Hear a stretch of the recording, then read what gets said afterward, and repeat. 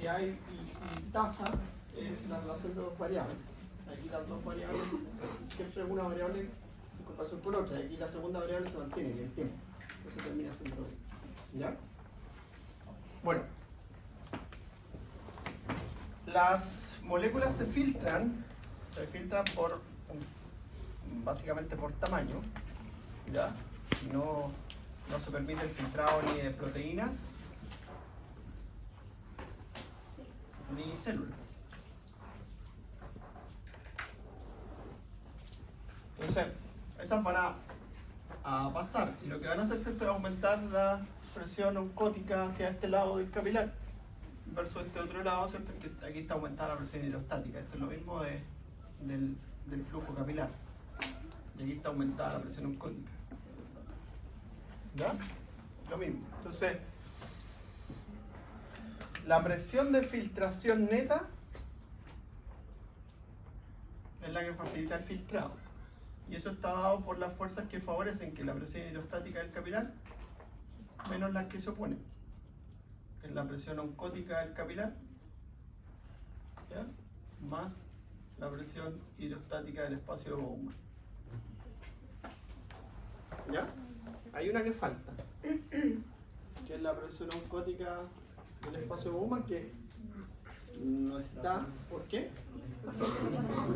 No se filtran ni proteínas ni células. ¿Ya? Ya. Ahora, si ustedes miran esto, ¿qué puede hacer cambiar esto?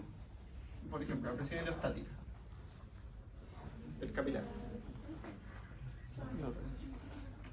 Ya, pero en condiciones fisiológicas, ¿cuándo a ti te dan más ganas de ir al baño? Cuando tomas más agua. Cuando tomas más agüita, ¿cierto? Eso me toma más agüita.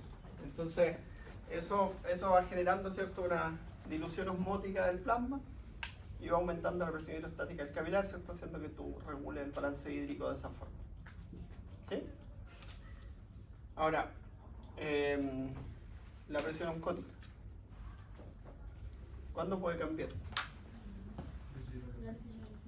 Ya, la deshidratación. ¿Qué pasaría con la presión oncótica? Entonces disminuye el filtrado en esa situación, ¿no? Disminuye el filtrado. Y eso también hace disminuir la presión hidrostática. Pero la presión hidrostática como que cambia en condiciones muy extremas, cambia la presión hidrostática. Porque siempre, acuérdense ustedes que se da el equilibrio entre el intersticio y la célula. Entonces si se pierde la presión hidrostática del intersticio, se regula con la célula. ¿Ya?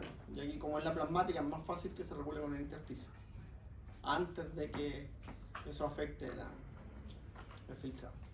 ¿Ya? ¿Y la presión hidrostática del espacio? Algo que genere cierto cambio en el flujo urinario, ¿cierto? Una obstrucción urinaria, una vejiga neurógena, ¿cierto?, que son vejigas que no responden al estímulo y no generan la micción, por lo tanto empieza a haber reflujo urinario. Ya, todas esas situaciones pueden afectar eso. Y ahí esto, la tasa de filtrado glomerular es igual al coeficiente de ultrafiltrado por la presión de filtración neta, ¿cierto? Y ¿a qué se refiere este coeficiente de ultrafiltrado? ¿Ah? La estabilidad anatómica del diafragma de filtración, que está formado por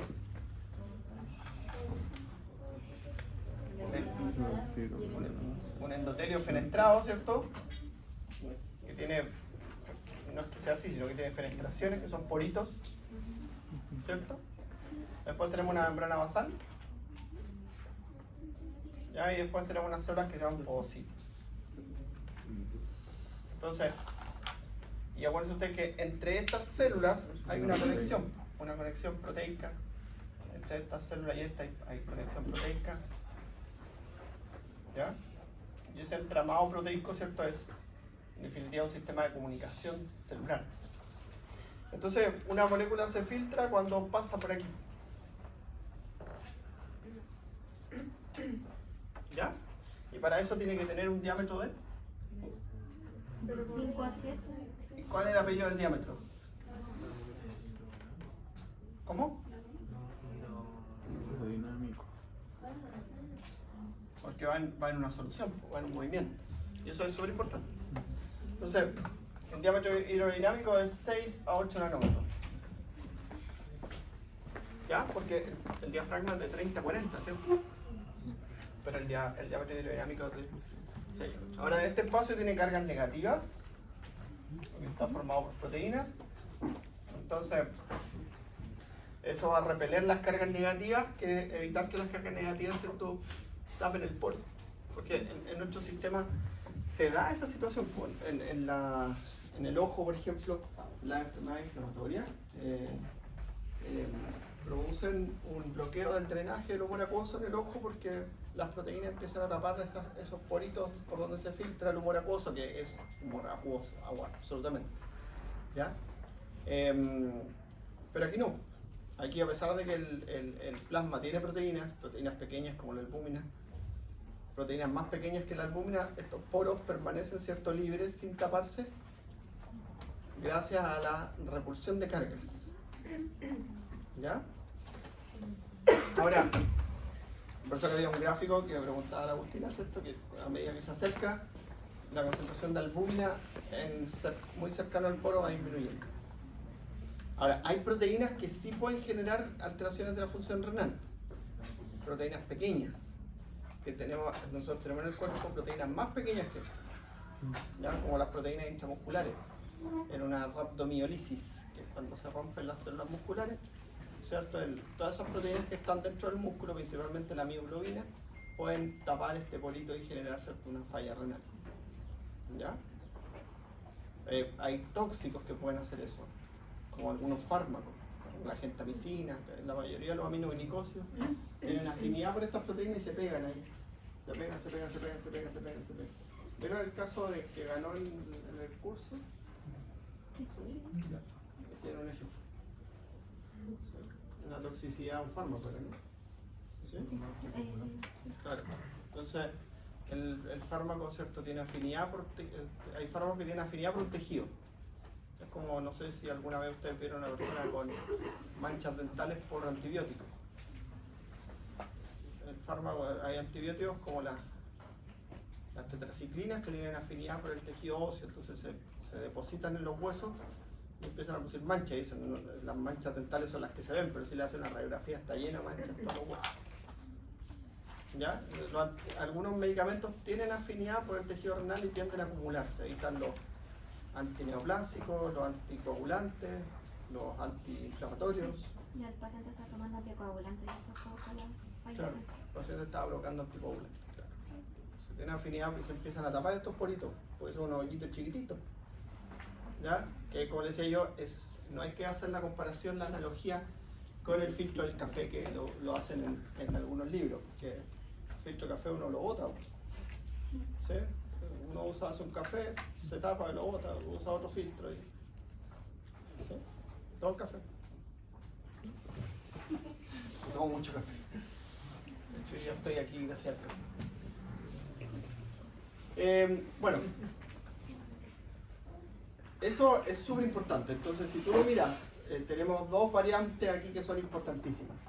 El flujo sanguíneo, ¿ya? Cualquier alteración del flujo sanguíneo, ¿cierto?, que el riñón no pueda compensar, porque ahora voy a mirar cómo lo puede compensar, produce una falla renal. Causa 1 de falla renal aguda, la hipotensión.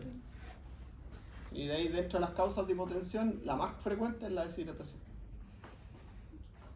Porque por frecuencia, porque también puede ser provocado por una hemorragia, puede ser provocado por un shock, ¿ya? Un shock cardiogénico, un shock anafiláctico, por ejemplo, una persona hace una reacción alérgica y ¿qué es lo que produce eso? Produce que se libera mucha histamina, ¿cierto? Y la histamina produce vasodilatación. Entonces eso disminuye la presión arterial, tanto que empieza a caer el flujo sanguíneo del riñón y el riñón se daña. ¿Y por qué se daña el riñón? Porque tiene una alta demanda energética el riñón. El riñón, esas células que viven, yo siempre les digo, cuando uno piensa esto, esas células que viven ahí donde está la Sangelle, ¿sí? Estas que viven por aquí hay unas células, y esas células viven en un ambiente totalmente hostil. Entonces, esas células tienen mecanismos, por ejemplo, que están en la guía, y eso lo guía, y que por ejemplo, acumulan sorbitol, y de esa forma retienen agua. pero tienen que de alguna forma sintetizar esas proteínas, que son complejas, y para eso gastan mucha energía. Entonces, todos los procesos que se llevan a cabo en el riñón ocupan ATP, porque es transporte activo por todos lados, vieron ustedes, ¿cierto? Pero además las células tienen una funcionalidad altísima, entonces tienen una alta demanda de oxígeno. Tienen que mantener un flujo sanguíneo óptimo de 1100 ml como sea. ¿Ya? Cuando se está haciendo ejercicio, el flujo sanguíneo, uno ve que el porcentaje cae, pero se mantiene el flujo sanguíneo estable. ¿Ya? ¿Alguien me va a preguntar algo?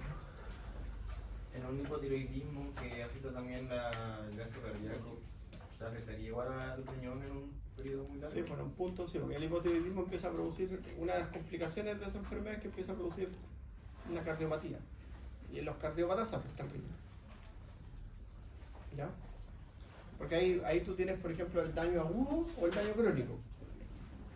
Y en el daño crónico es como cambios de la circulación periférica sostenido en el tiempo, como la diabetes, la hipertensión. ¿Sí? En la hipertensión lo que pasa es que esta arteria se empieza a hipertrofiar. Entonces, al hipertrofiarse, después ya no puede regular como regula. En la diabetes la osmolaridad está aumentada, entonces este parámetro está aumentado siempre. ¿Sí? La presión coloidosmótica del plasma, que ahí le sumamos la oncótica con la osmótica. ¿Ya? Y eso.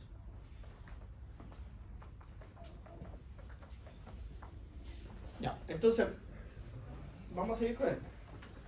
Entonces, la estabilidad anatómica es el coeficiente ultrafiltrado. Ya incluso algunos se atreven a estimarlo en 10, es un valor teórico de 10.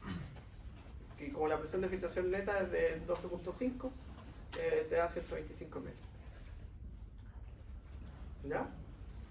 De ahí viene. Ahora, ¿cómo estimamos la tasa de filtrado glomerular? ¿Por el agregamiento de sustancias? Con el agregamiento de sustancias. Ya. Y ahí tenemos dos.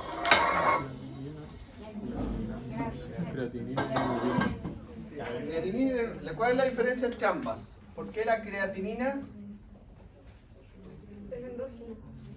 es endógena? ¿De dónde viene? De los Del metabolismo muscular. del ATP. Cada vez que nuestros músculos se activan, producen creatinina. Sí. ¿Ya? Porque la fosfatocreatina se convierte en creatinina. Entonces, los productos se están produciendo siempre en nuestro cuerpo y que nuestro cuerpo siempre lo está eliminando. ¿Ya? El punto es que no se reabsorbe. Pero sí, se filtra y se excreta. Entonces, ¿cuánto se filtra?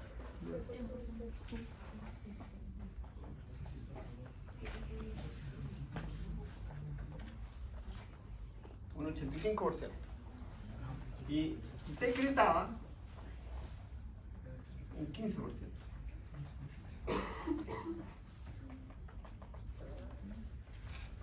¿Ya? Entonces yo le preguntaba en una prueba, ¿cuál de las siguientes sustancias está más concentrada al final del túbulo proximal que al inicio? La creatinina. Porque al final del túbulo proximal se suma lo que se secreta. Al inicio está solo lo que se filtra. ¿Sí? Entonces, cualquier sustancia, si está más concentrada en el túbulo renal que en el filtrado, quiere decir que se secreta. ¿Sí? Cualquier sustancia. Entonces tú haces la carga filtrada y la carga excretada. Y si hay diferencias, deberían ser iguales, ¿cierto? Pero si hay diferencias, porque o se reabsorbe o se secreta. ¿Ya? ¿Alguien me pregunta? Cuando las personas que se suplementan tomando creatina, ¿puede afectar la falla del filtrado glomerular? No, pero al suplementarse tiene que ver claro que tiene que tomar más agua. Y tu cuerpo va a hacer que tomes más agua porque la creatina es una sustancia osmótica. Entonces se va a empezar a acumular dentro del músculo y va a empezar a entrar agüita para dentro del músculo. E incluso cuando tú te tomes la creatina, la boca tiene receptores, hormoreceptores que hacen que te estimule la sed directamente. Entonces vas a tomar más agua y de esa forma vas a acumularla más dentro del músculo y los músculos van a estar más grandotes. Entonces, la suplementación por medio de los sueros de proteína o creatinina no podría afectar el funcionamiento del riñón. No, normalmente no lo afectan, pero sí nosotros tenemos que saber que en esas circunstancias el riñón va a estar funcionando más. Entonces el riñón va a requerir más agüita. Ya, el problema es que la gente que se suplementa con esto también toman diuréticos. ¿No? Entonces para eliminar agua voy a quedar más marcado.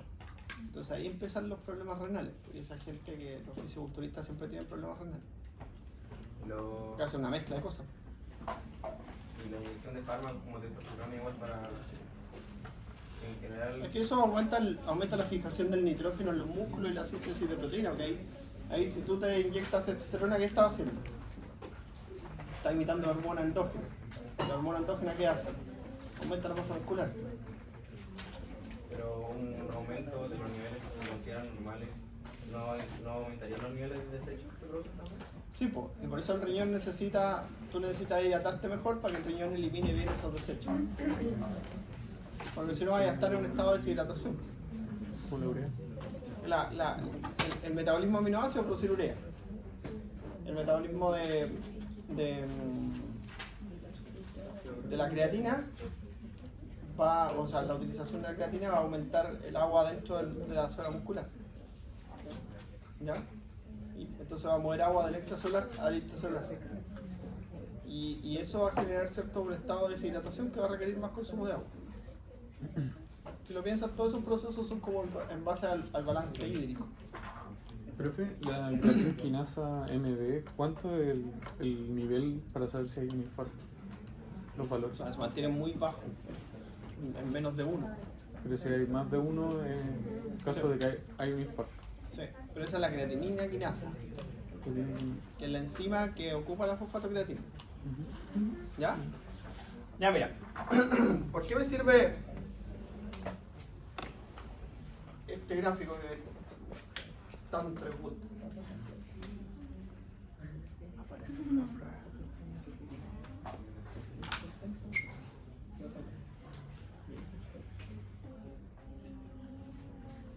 Creatinina, y aquí ¿qué tenemos? La dosis filtrada. O uno podría ver porcentaje de la función. Bueno. Entonces mira, aquí 1, aquí 125.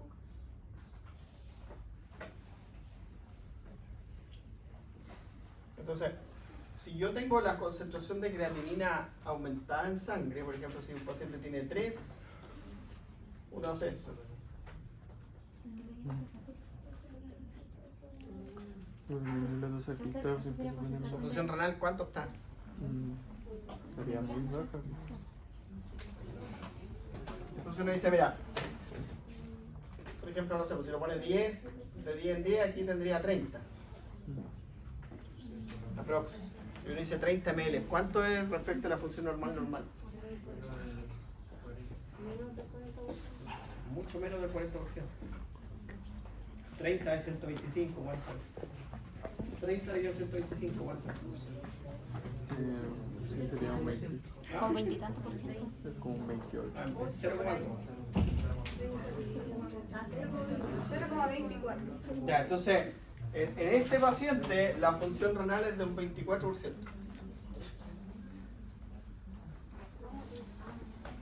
Por eso es tan importante la concentración de creatinina plasmática y la tasa de filtrado glomerular. ¿Ya? De hecho, con todos estos gráficos y todas estas estandarizaciones que se ha hecho, el parámetro más importante.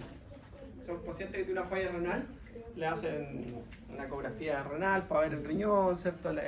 Pero de los parámetros que le miden la creatinina plasmática y con eso lo controlan. Cómo está tu creatinina y cómo se va moviendo tu creatinina. ¿Ya? Hay puntos que son críticos, porque por ejemplo en una falla renal aguda esto puede ser 8. ¿Ya? Y en una falla renal crónica se mantiene entre 3 y 5.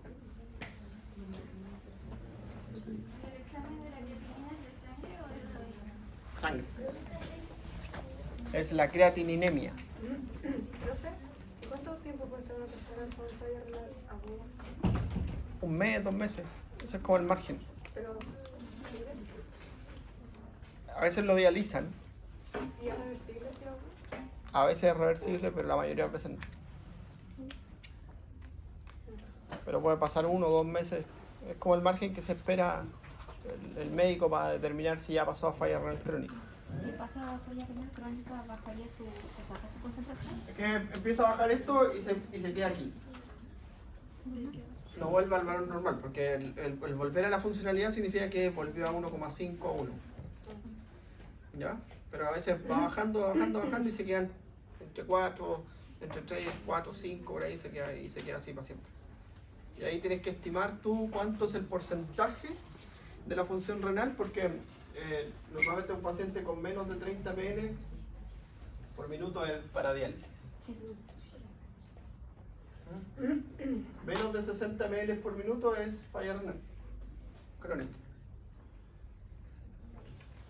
Es falla renal en definitiva, menos de 60 ml. Y los 60 ml son como el menos del 40%. ¿Sí? Si calculamos que el 30% era 24, menos del... menos del 50. Profe, ¿por qué lleva falla sistémica algunas veces? ¿El riñón? Sí, por la tasa de riñón. ¿Qué regula el riñón? Todo.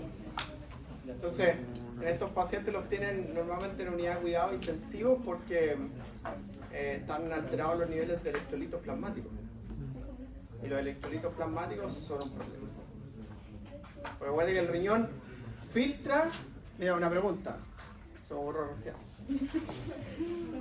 El riñón filtra y reabsorbe ¿cuánto del potasio? Un 90. Entonces quiere decir que el riñón está excretando, si lo miramos al revés, está excretando un 12, un 14% del potasio plasmático. ¿Cierto? Siempre. Y entonces ayuda a mantener el potasio. Y si hay una falla renal aguda, ¿cómo esperarían encontrar ustedes el potasio? Elevado. Y en una falla renal crónica, ¿cómo esperarían ustedes encontrar el potasio? Un poco elevado. Disminuido. Porque el riñón también lo reabsorbe. Lo secreta en una parte, pero también lo reabsorbe. Y en la falla renal crónica empieza a fallar la función renal completa. Entonces el paciente orina, sí, pero orina con exceso todo. Orina proteína, orina potasio, orina sodio, orina bicarbonato, que debería reabsorber. ¿Ya?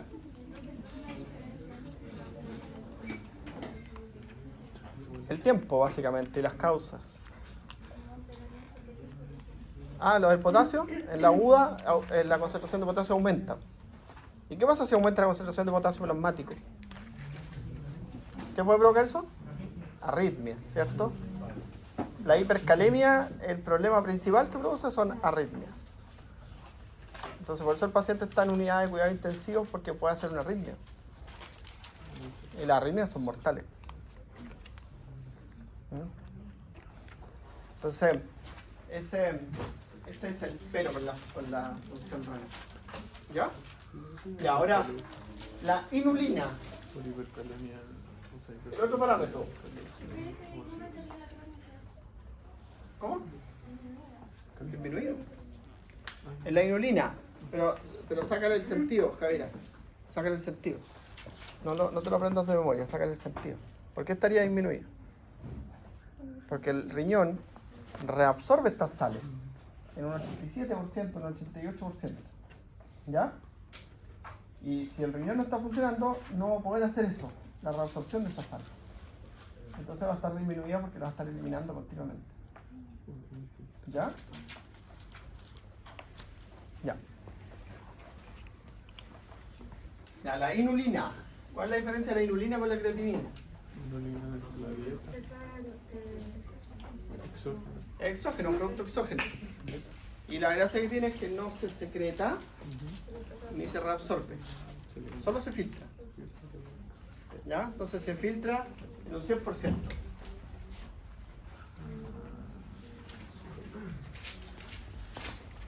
En un 100%. Son las inulinas filtradas en un 100%. ¿Ya? Entonces,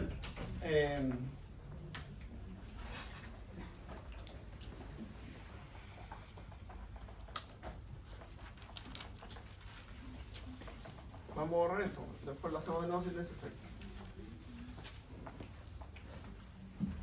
Entonces, el aclaramiento de estas sustancias te pueden permitir estimar la tasa de filtrado. Estimarla. Porque uno, cuando lean ustedes, yo les dejé ahí una lectura, dice lectura obligatória. ¿Sí? De la creatinina, del aclaramiento de la creatinina y del funcionamiento de la creatinina. Entonces uno dice, no es 125 ml lo normal. ¿Cuánto es normal de la creatinina, del aclaramiento de la creatinina se considera normal? ¿Qué valor?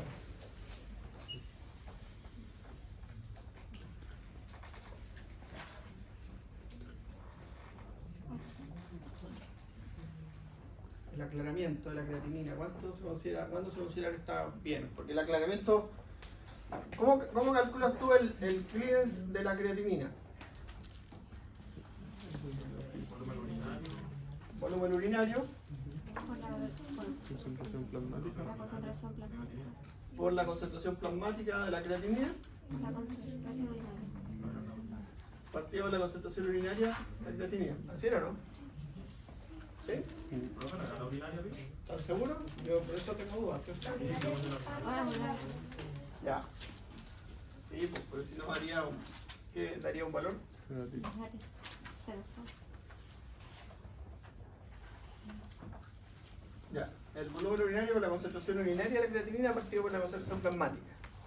Y esto me tiene que dar mayor o igual a 90 ml por minuto. Eso es un clearance normal de creatinina. ¿Ya? Así se considera un clearance normal de creatinina. Por eso permite estimar. No te da los 125 ml. ¿Ya? ¿Y por qué? Porque esta se secreta. ¿Ya? Porque esta se secreta. Entonces los mecanismos de secreción son secreción tubular activa. ¿Cierto? Ya. Ahora, el aclaramiento de una sustancia, ¿cierto? O clearance, en este caso de estas sustancias tienen que tener esa característica. Para evaluar la función renal, las sustancias tienen que tener la característica de ser filtradas completamente o eliminadas completamente de filtración y secreción y no ser reabsorbidas. Si una sustancia es reabsorbida, no me sirve para estimar. ¿Por qué? Porque, por ejemplo, tú tienes, yo te podría decir, oye, ya, le vamos a poner un fármaco y con ese fármaco vamos a ver el aclaramiento de la sustancia. Pero el fármaco también se elimina por la bilis, también se elimina por la piel, también se elimina por el sudor, por la saliva. Los corticosteroides, uno toma corticosteroides, tiene hasta en las lágrimas, tiene corticoides. Porque son muy liposolubles. ¿Ya? Entonces, de hecho, de eso la tasa de aclaramiento es de 1 ml, 2 ml. El fármaco quizás que más rápidamente eliminamos nosotros es el Propofol y tiene una tasa de aclaramiento de 36 ml. Cuando veamos la clase de aclaramiento del fármaco, vemos. Por eso me lo sé yo, no que me sepa estas cosas por naturaleza. ¿Ya? 36 ml. Es decir, un fármaco que eliminamos y que te hace efecto 5 minutos. Que lo elimináis súper rápido. ¿Ya? ¿Cuánto es la clearance de la inulina? ¿También sería mayor o No, igual? es más, es 110, más de 110. Por el tema de que es filtrado al 100%. Bueno, porque filtra. Cuando tú buscas el valor normal de la inulina es mayor o igual a 110. ¿Ya? Ya. Ahora, para poder entender cómo se regula este proceso, tienen que entender que esto, aquí ingresa una arteriola aferente, ¿sí? La arteriola aferente. Y aquí esa arteriola está, vamos a dibujarla aquí con. Se han mezclado las tapas.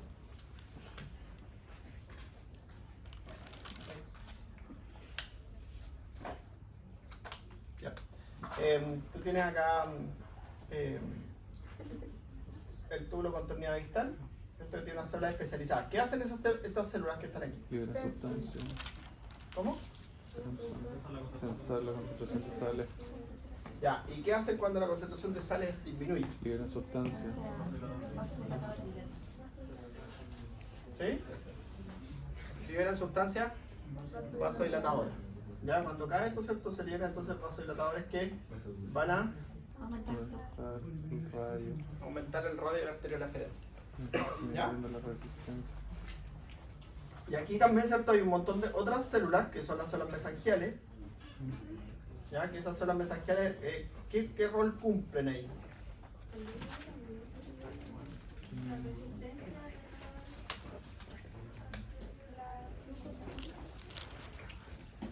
¿Qué hacen esas células mesangiales? Pues son especiales. Secretan también sustancias, ¿no? ¿Ya? Secretan sustancias en funciones de qué? Del flujo sanguíneo. Entonces, siempre controlando el flujo sanguíneo renal. ¿Ya? Entonces, el riñón tiene un margen de autorregulación de la presión arterial. Es un gráfico que va así. ¿Sí? Y aquí está la autorregulación renal. ¿Ya? De presión arterial. Y ahí está la autorregulación renal. Entonces, si cae esto, ¿qué va a leer? ¿Cierto? Que va a disminuir la tensión. Y si aumenta, aumenta la tensión. Y estas células, en función de eso, son capaces de sintetizar sustancias vasoconstrictoras o vasodilatadoras. Entonces ustedes van a decir sustancias vasoconstrictoras. Y aquí vamos a poner las vasodilatadoras.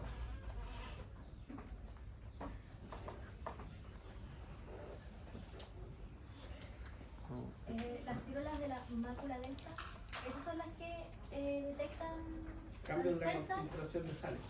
y las mesangiales son las que secretan, o todas así. No, las células de la mácula densa sensan y estimulan las mesangiales para secretar. Ah, ¿Ya? ya. Las que secretan son las Los mesangiales. mesangiales son las secretorias y además son contráctiles. Entonces, cuando el coeficiente ultrafiltrado disminuye, las células mesangiales pueden aumentar su tamaño. ¿Ya? Y las nefronas son más grandes. En una falla renal, las nefronas que están funcionando son más grandes. Por eso. ¿Ya? Ya. Entonces, sustancias vasoconstrictoras. ¿Ya? La prostaglandina F2 alfa. Entonces al frente ponemos la otra prostaglandina. Prostaglandina I2 y prostaglandina E2. Y la I2. ¿Cierto? Ya. Sustancia vasoconstrictora. Endotelina.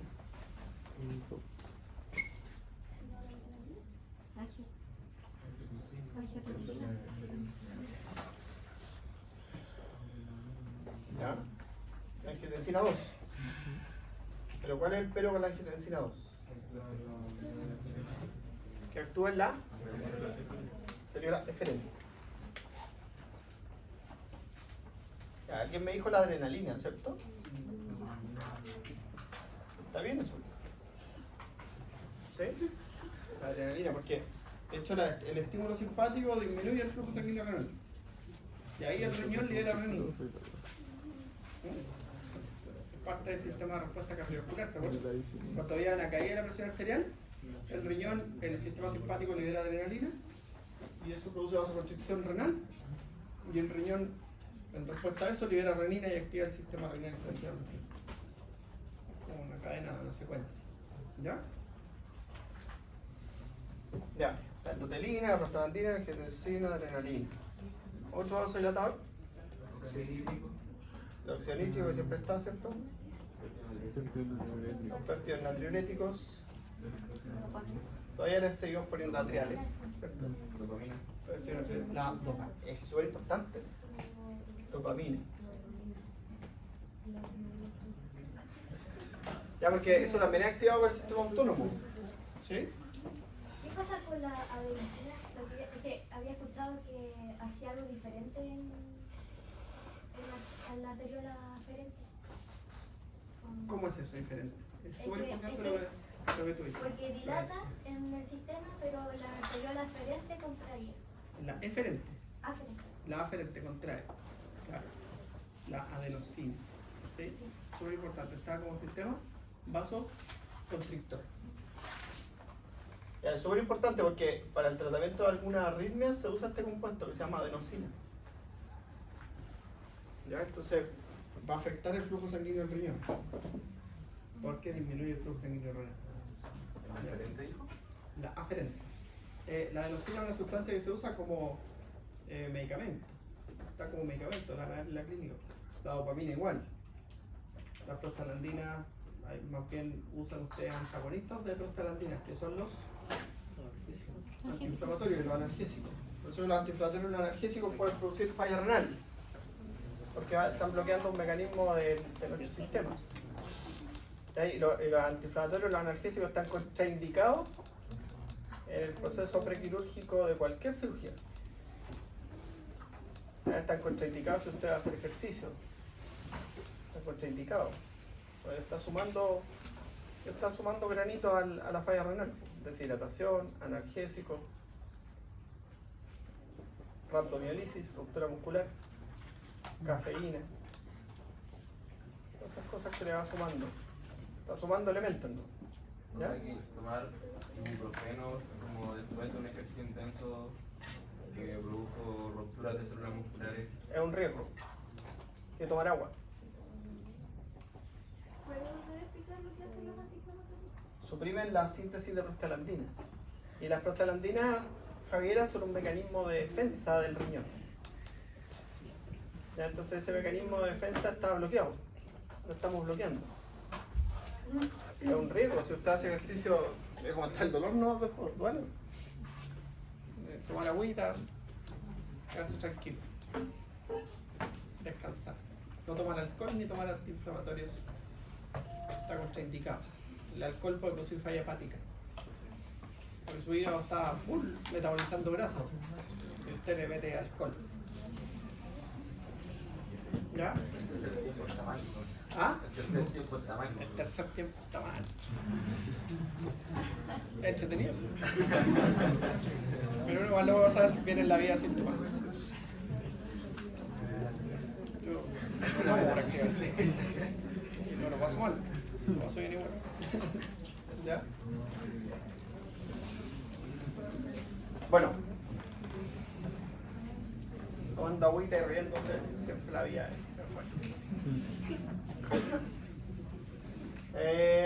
Esos son los mecanismos entonces de autorregulación del flujo. Los exógenos se considera exógeno a la angiotensina 2. ¿Ya? Y ahí, ojo, con los medicamentos antihipertensivos. Los medicamentos antihipertensivos bloquean la activación del sistema renina-angiotensina de aldosterona o bloquean los receptores de angiotensina 2. ¿Pueden producir falla renal? Sí.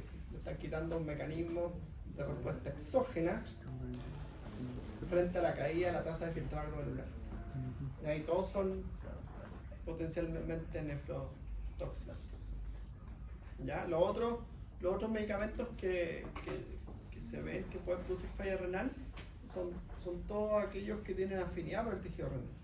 Entonces se van a meter ahí, van a saturar el poro de filtración, como la gentamicina, la furosemida, ¿ya? Los anticoagulantes, los antineoplásicos, tienen afinidad por el tejido renal.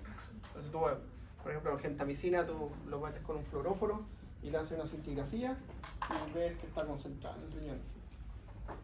El cintigrama es un examen que se hace, uno busca marcadores, por ejemplo, distintos marcadores. Hay marcadores de fármaco, hay marcadores de inflamación, y tú lo haces como una especie de escáner y se ve en tu cuerpo dónde está concentrada esa sustancia. ¿Ya?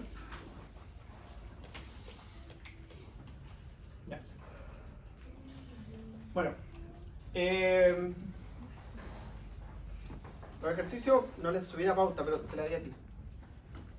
¿Sí? Sí. Pero se la pueden subir la pauta de los ejercicios. ¿Ya? Para que las puedan ver. ¿Cuándo era con los ejercicios? No lo he revisado. No lo platicas. Ya. Los del jueves pasado. Ah, La que ustedes llegaron y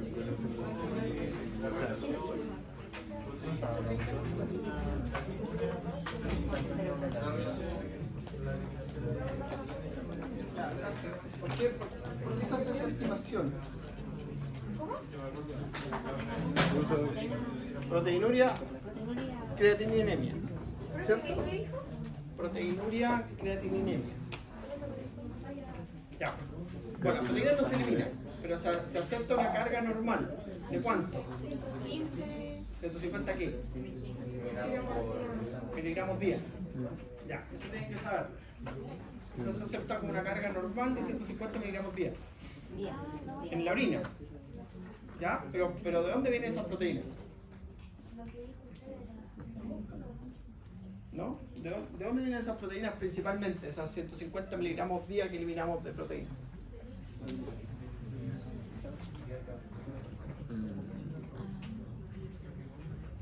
Debería ser lo de...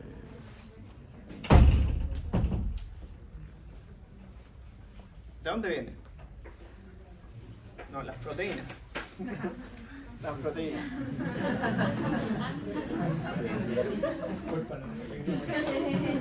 ¿De dónde vienen esas proteínas?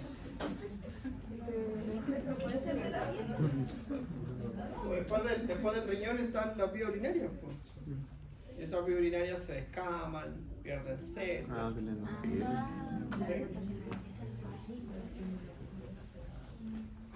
¿De eso? Ahora se puede filtrar muy poco. Por ejemplo, la albúmina, que es proteína pequeñita, ¿cuánto se filtra y cuánto se secreta? Pues la albúmina se asista en la sangre. ¿Cuánto se acepta al día? 30. Menos de 30 miligramos por día. Nada.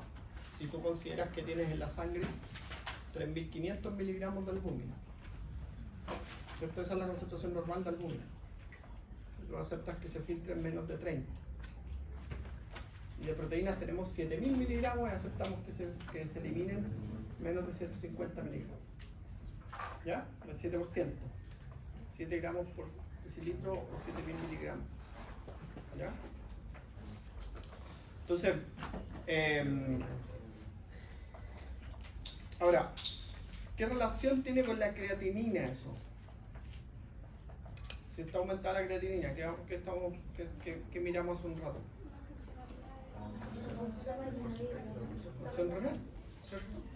Entonces, nosotros podemos hacer una relación entre la cantidad de creatinina plasmática y la proteinuria, y podemos hacer un screening rápido de la función renal. Para eso sirve. Una visión rápida. Porque si está aumentada la creatinina y está aumentada la proteinuria, la relación va a cambiar. ¿Cierto? ¿Cuál es lo normal?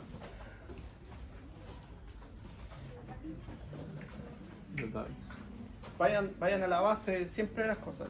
Vean lo normal. ¿Cuánto es lo normal? La relación creatininemia, proteinuria. ¿Cuál es la relación normal?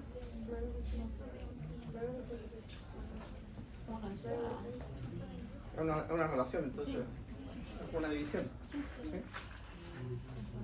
¿Cuál es la concentración de creatinina plasmática normal? Un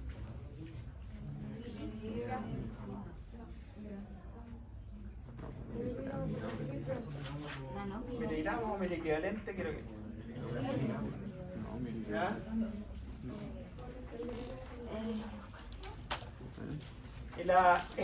Y la relación de proteína. Miligramos por día. Y tú por día eliminas 1500 ml aproximadamente. Y así hace la relación. Son las unidades, no se olviden de la unidad.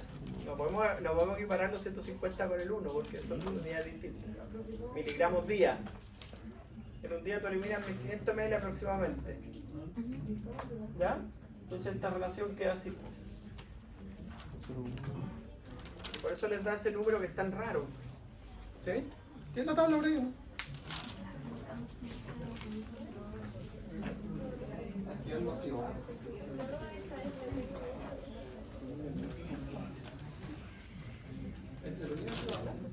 Es que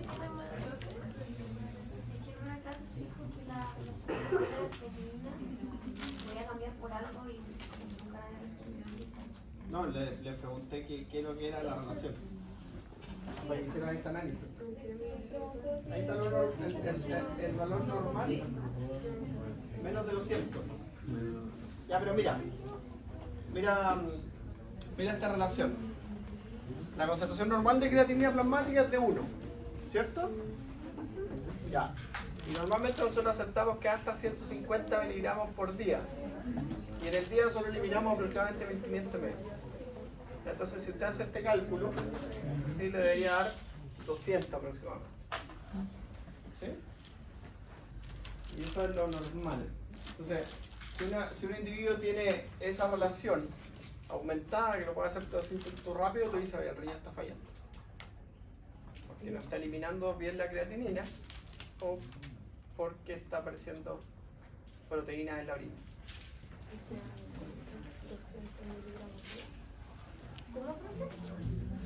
Porque no está eliminando creatinina normalmente o porque está apareciendo creatina en la orina. ¿Qué es lo más rápido que pueden sacar ustedes? En un examen así de rutina. Proteinuria. Más fácil. ¿Por qué proteinuria? ¿Cómo hace la proteinuria? La proteína debería ser. ¿Ah? Pipí. ¿Y cómo ven el pipí la proteinuria? ¿No? Hay una forma rápida. La espuma. Ahí se forma espuma, pero hay una forma rápida, las tiras reactivas. Que son baratas. Sí. Son súper baratas las tiras reactivas, vienen de a 100 en un tubito y valen como 8.000 pesos. Tú en la orina haces esto y se marcan los colores y te dice como un estimativo de cuánto, si hay proteinuria, si hay glucosuria, si hay exceso de nitritos, si hay nitrato y purato, no sé. Subió bajo el pH. El pH, te muestra el pH urinario, por ejemplo. 4.8. ¿Ya? Y eso es súper rápido porque es una muestra de pipí, se unta y se saca. Sí, así, pum. No se deja remojar. Ahí se altera el resultado del examen. Es que, ¿ya? Ya. Otra pregunta de esto antes de que avancemos.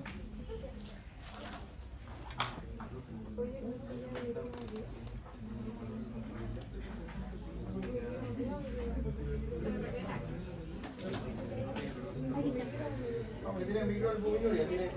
Mira, el familiar de Vicente tiene microalbuminuria aislada de 32,5, tiene más de 30 miligramos por día. Y tiene la relación albumina-creatinina 69. Algo está fallando. ¿Cuánto es la creatinina en Madrid? No, la creatinuria es la...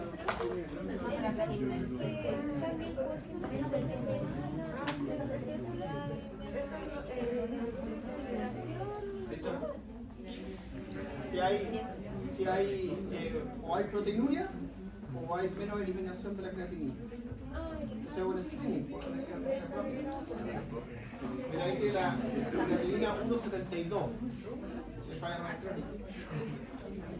Pero eso no es. A medianamente la urea la tiene 136. Buena. Menos materia que gracias, bicho. Me decían la parte que es tipea. Esta es la parte que es tipea. Aquí tiene una relación súper buena. Hay un paciente que tiene una creatinemia de 1,72 elevada y el potasio de 5,3. Alto potasio. 5,3. 4,5. Normal hasta 5. Profe, ¿no había dicho que cuando era crónica tenía que estar disminuido el potasio? No, puede estar disminuido o aumentado. Porque no sabemos qué proceso falla. Ahora en la aguda siempre está aumentado. ¿Ya?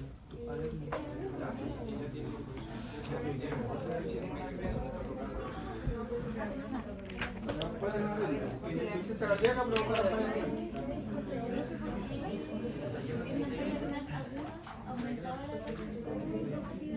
No, disminuye la expresión de potasio.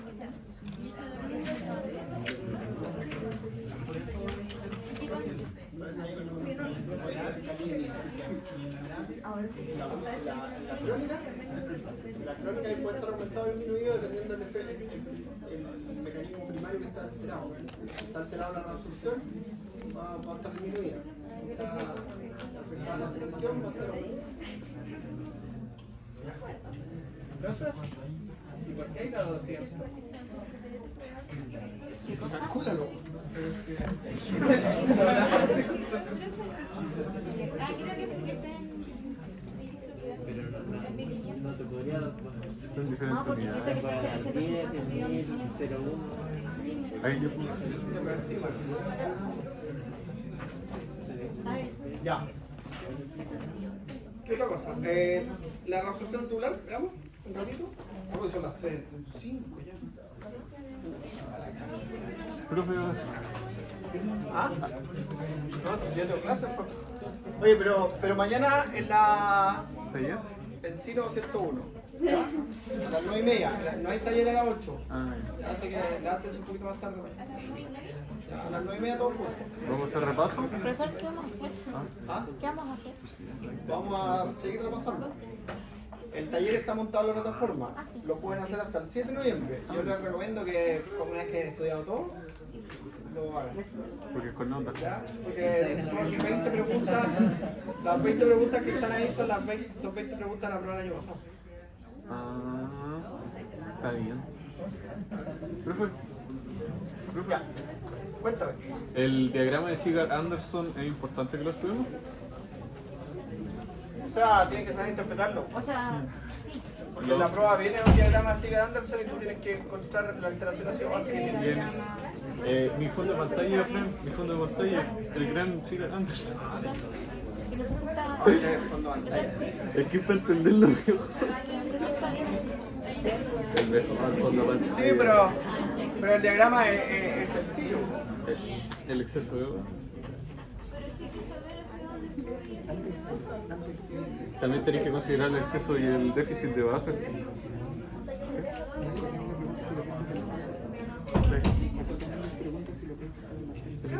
¿Ya? ¿Ah? Ahí va a quedar una testas. Yo les digo. Bueno, saltamos ácido base, pero si quieren un ácido base, no hay problema. Sí, así es. Ya, mira. Mira. Entonces tú aquí, en este punto, ¿cierto? Cuando el pH es 7.4, tú tienes una... Cántenme ustedes. ¿Cuánto CO2? 40 milímetros de mercurio. 45 milímetros de mercurio. ¿Ya? Bicarbonato. 20 más o menos. 24 miliequivalentes por litro. Ya, eso es importante la unidad. pH 104, el exceso de base, ¿cuánto es? 0. Cero. Más y menos 3. No, más menos 5 sale en el diagrama. ¿Ya? Más menos 2, más menos 3. Algunos más menos 4 incluso. Así. ¿Ya?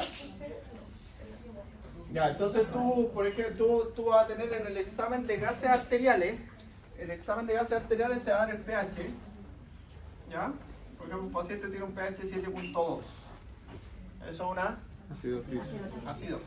Entonces yo no sé si esta acidosis es metabólica o respiratoria. ¿Ya?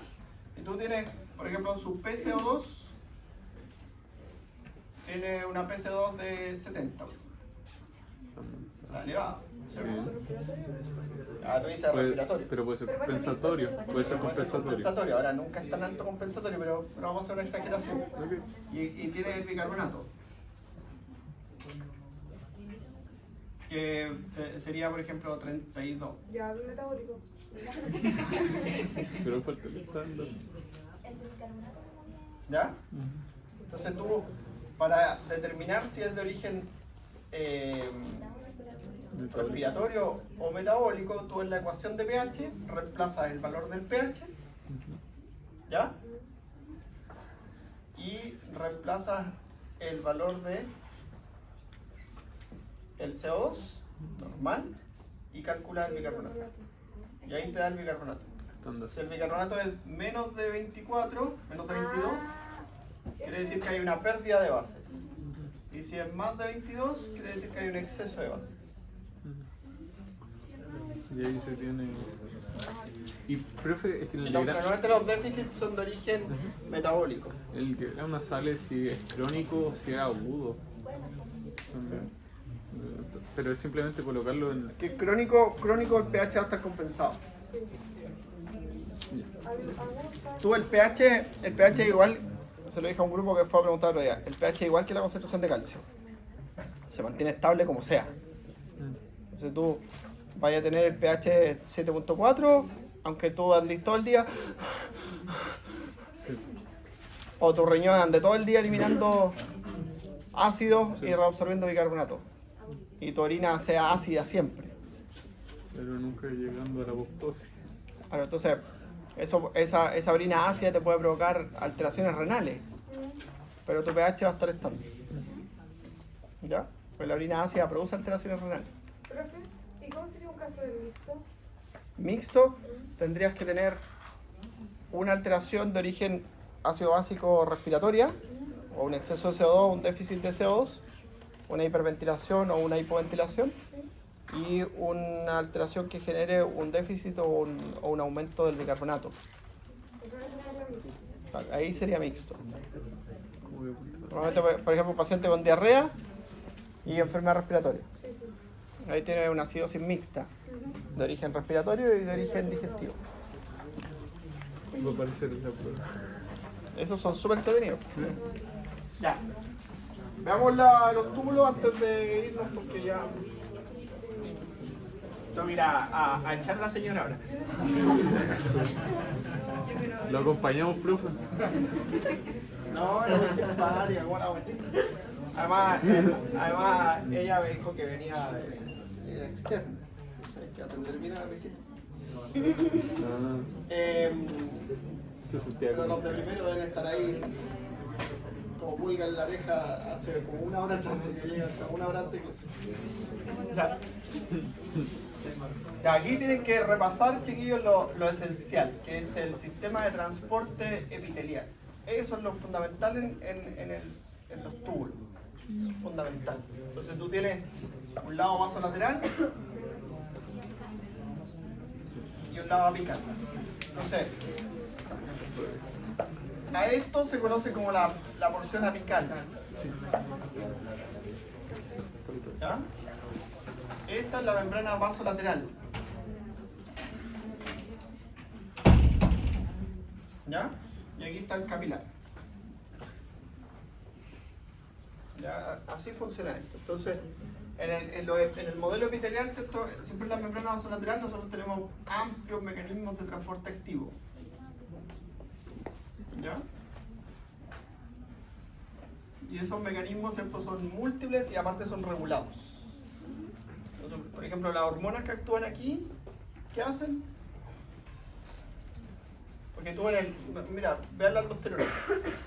Tú la aldosterona tienes transportadores de sodio cloruro en el túbulo distal, siempre existieron. ¿Ya? Entonces lo que hace la aldosterona es aumentar la función de esta para que ese aumente. También aumenta la sobreexpresa los transportadores en la membrana, igual que la acuaporina. ¿Ya? Que es lo que hace la DH con la acuaporina, la sobreexpresa. Pero lo principal que hacen, ¿cierto?, es aumentar este mecanismo de transporte. ¿Ya? Que esto está por miles. Y eso genera un gradiente para el sodio y también genera una diferencia de carga. Entonces, por la vía paracelular, normalmente las moléculas entran por diferencia de carga. Y ustedes ven que en el túbulo con terminado distal, en el túbulo con terminado proximal, en la porción ascendente de la Saigel, en la última porción de la Saigel, siempre hay paso de Cloro. por la vía por el transporte paracelular. ¿Ya? Y en la membrana apical tú tienes casi puros mecanismos de cotransporte o antiporte. Entonces, por ejemplo, entra sodio y sale un hidrogenión. ¿Ya? Genial. Y después, este mismo sodio aquí, ¿cierto? Se puede cotransportar con bicarbonato. Estos son todos mecanismos de transporte activo secundario. ¿Mueven moléculas en contra del gradiente de concentración? ¿Sí? Ocupando la energía electroquímica, ¿cierto? Que genera la bomba. Y aquí tienen, por ejemplo, los sodio aminoácidos, ya que se llaman SLC. ¿Sí? También está el sodio glucosa.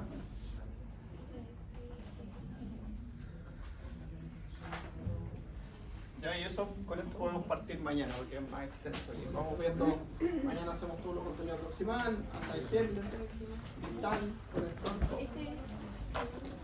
No, es un modelo. Eso es como general. Eso es genérico. Había otra forma de pasar al cloro. Sí. Pero es un lugar determinado, porque pasa para atrás, pero es aquí con bomba de